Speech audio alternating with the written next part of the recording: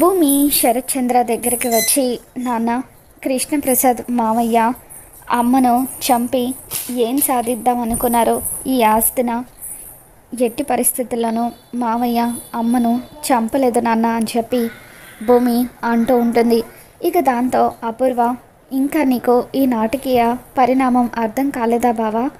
నువ్వు ఏదో ఒక విధంగా కృష్ణప్రసాద్ని విడిపించు, అప్పుడు నా కొడుకుతో నీ కాపురం చక్కదిద్దుతానని చెప్పి ఆ శారద భూమికి చెప్పి ఇక్కడికి పంపించింది.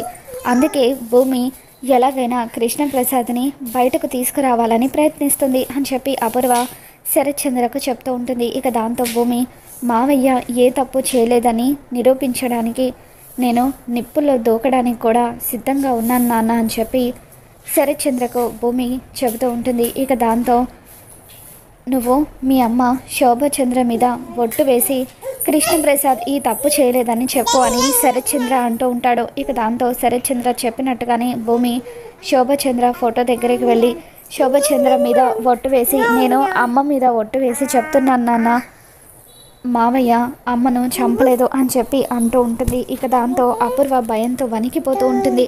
మరి రాబోతున్న ఎపిసోడ్లో ఏం జరగబోతుందో మళ్ళీ మన ఛానల్లో తెలుసుకుందాం. ఈ వీడియో మీకు నచ్చినట్లయితే తప్పకుండా లైక్ చేయండి.